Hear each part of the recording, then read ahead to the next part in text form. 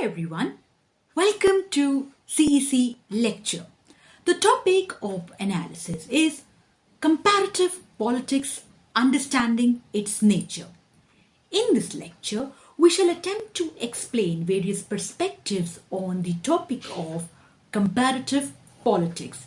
This lecture shall elaborate on the distinction between the concepts of comparative government and comparative politics.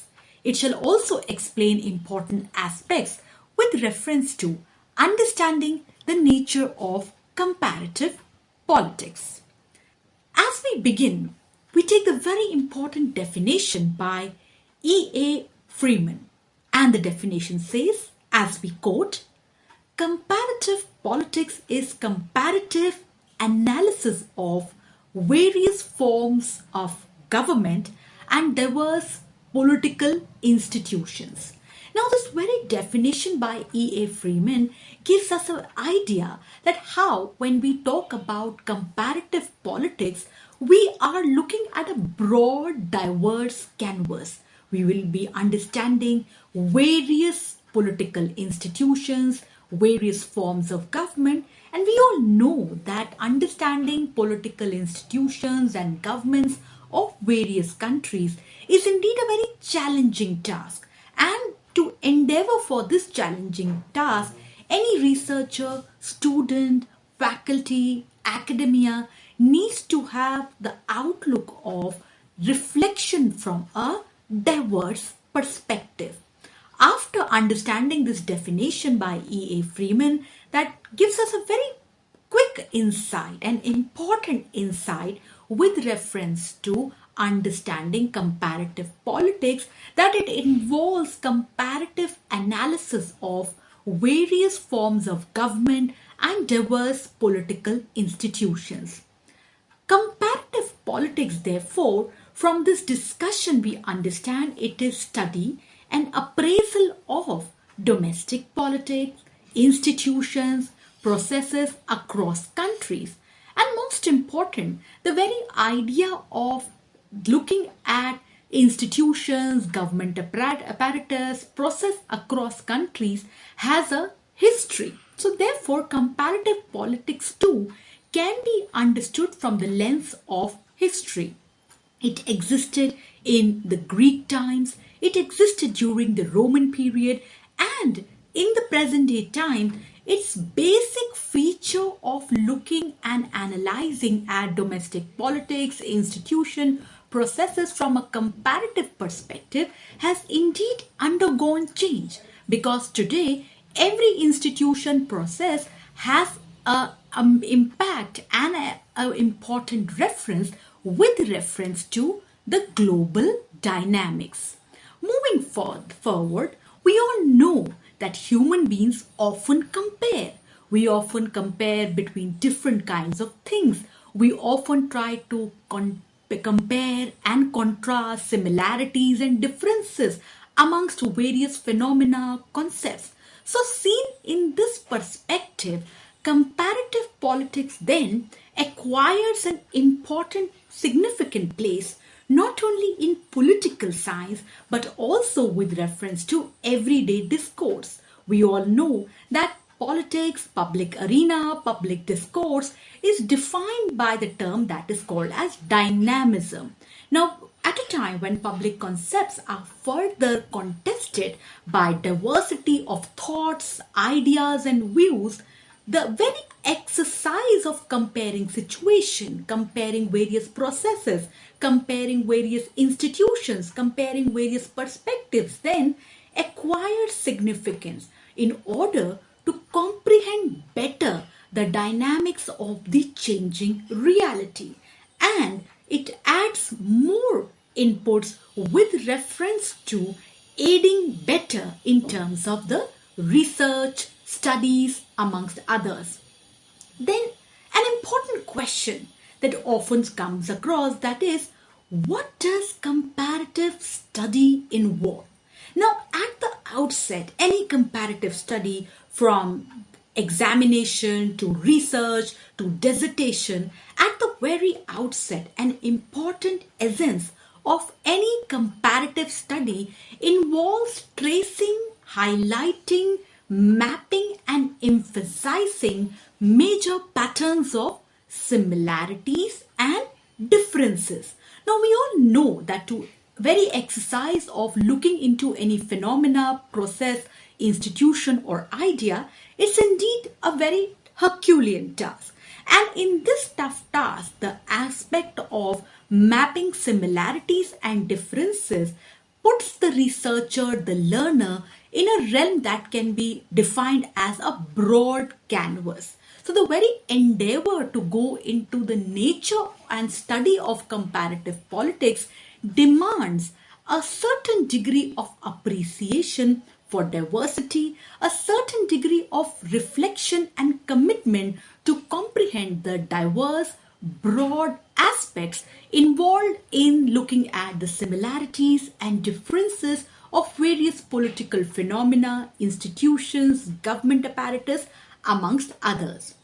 Dear learners, as we take the learning forward to understand further the nature of comparative politics, we take reference to a very important definition presented to us by Peter Mayer, and we quote from this work: combination of a substantive focus on the study of countries' political systems and a method of recognizing and explaining similarities and differences between those countries using common models.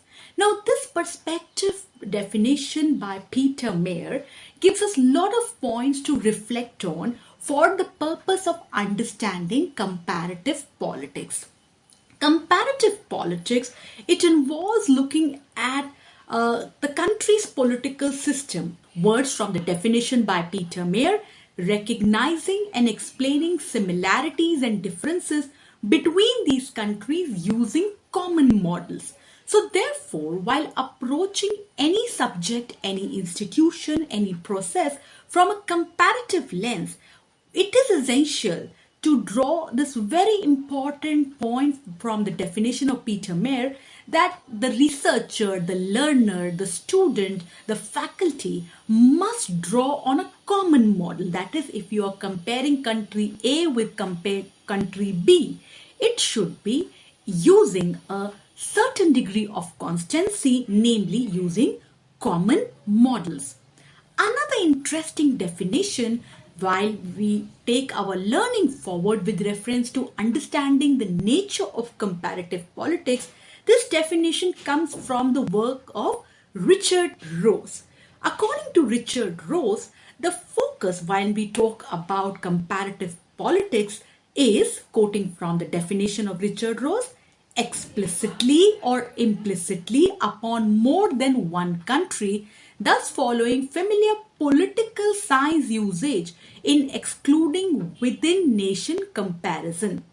Further, quoting from the work of Richard Rose, methodologically, comparison is distinguished by the use of concepts that are applicable in more than one country. So, based on our understanding of various scholars with respect to their definition on comparative politics, we then come to a very important aspect, that is, what does the term politics mean in the concept of comparative political analysis? Now, dear learners, one must understand that we have to look at politics in a broad framework. We have to situate our understanding of politics in a bigger framework. So therefore, the term politics, when we try to look at it from the lens of comparative political analysis, it involves three aspects. And what are they? Political activities, political process, political power. Further, as we take our discussion forward on understanding the nature of comparative politics, an important topic that comes up with reference to our discussion and learning is that what is the significance of any endeavor with respect to comparative political analysis?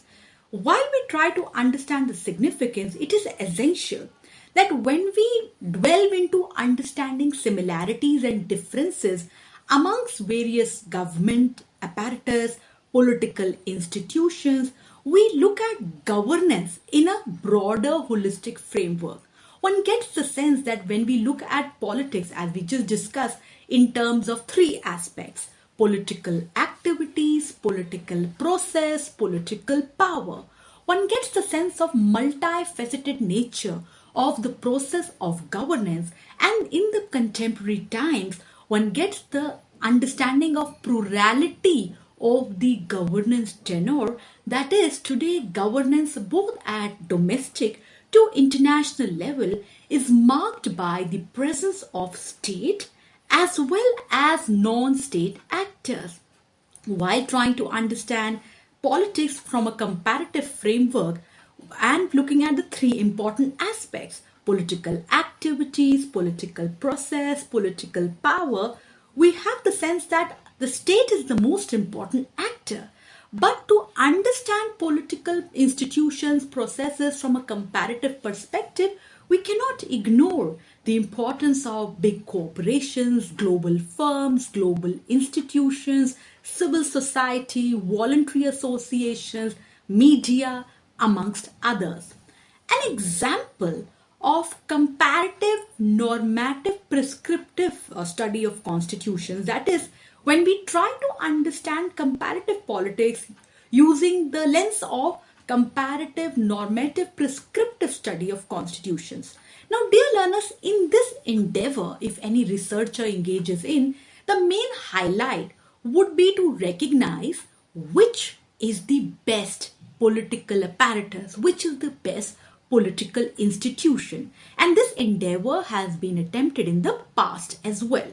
However, in the contemporary present day times, the scope of comparative politics is way much wider. Now, it is applicable in other related disciplines also. We often hear about comparative government. We often hear about comparative administration or comparative foreign policy. This goes to underline that how the nature of comparative politics in the contemporary times is indeed wide in its scope. Aaron Lippard has done some very important work with reference to comparative politics, and all of us must reflect on the important findings by Aaron Lippard with reference to comparative politics. Namely, quoting from the work, comparative politics does not have a functional focus in itself, instead a methodological one. Further, quoting from the work of Aaron Lippard, it can be understood as comparative politics is not defined by the object of its study, but by the method it applies to study political phenomena. So therefore, this very interesting insight by Aaron Lippard with reference to understanding comparative politics must be understood in a deeper manner in order to enhance our understanding of nature of comparative politics. Now, when we talk about nature of comparative politics, quite often the two terms comparative politics and comparative government are used interchangeably. But we must note that there is a distinction between them. That is, example of comparative government study, study of political institutions of various countries. An example of comparative government study, study of major constitutions of the world. Another example of comparative government study, formal study of the organization, powers, description of the features of constitutions, political institutions. Whereas comparative politics looks at political experiences, institutions, behavior, processes of major systems of government. Jean Blondel. Now, this work by Jean Blondel gives us a very important perspective with reference to this distinction between comparative government and comparative politics. The definition by Jean Blondel with reference to comparative politics, that is, it is the study of patterns of national governments in the contemporary world. So, therefore, the focus of comparative politics is indeed at a broad level. Another important definition by M.G. Smith, and we quote from the definition: comparative politics is the study of forms of political organizations, their properties, correlations, variations, and modes of change. So, this explains to us the broad framework the endeavor of comparative politics is engaged and involved with. Further, when we talk about nature of comparative politics, we must appreciate that there's a broad diversity with reference to looking at the subject at hand. There are various approaches to comparative political understanding. When we try to track down the approaches, it can be bifurcated into two broad arenas, that is, traditional approaches and the modern approaches. Now, when we talk about traditional approaches, it can be further mapped down into four categories. And what are they? The traditional approaches involve philosophical approach, historical approach, institutional approach, and legal approach. Further, when we look at the modern approaches, it involves sociological approach, psychological approach, economic approach, quantitative approach, system approach, simulation approach, behavioral approach, Marxian approach, structural functional approach, communication theory approach. So therefore, the subject of comparative politics has been evolved with time. The subject of comparative politics has witnessed changes over time, and therefore it is essential to look at the evolution of the subject while looking at its nature. It is essential to see that how the discipline has reflected with respect to the needs of the changing time. Comparative politics in itself is a very significant arena because the study of political organizations, looking at similarities and differences, gives important inputs with reference to understanding the issues at hand, important inputs with respect to policy making, and important inputs with reference to a comprehensive analysis of a political research issue at hand. Comparative politics, it involves a comparison of political activity, political process, struggle for power in various political systems, and an understanding of all these areas, namely political process, struggle for power, looking at variations in political system, is very essential in terms of comprehension of better dynamics with reference to evolution of human civilization, with reference to issues concerning patterns of political processes.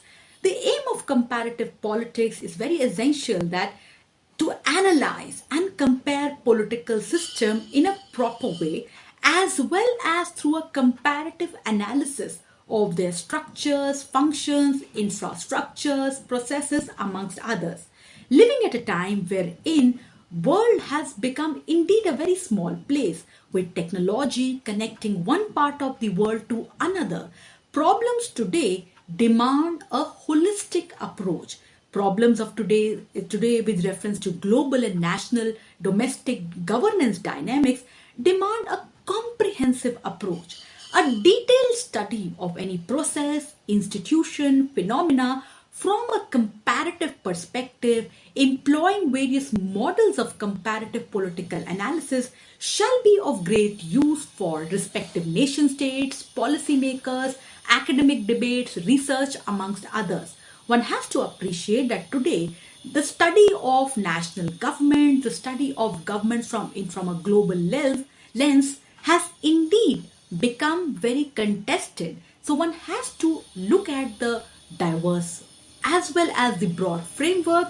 One has to understand that today comparative politics, it's a broad arena. It has important implications for political experiences, institution and behavior for other disciplines also.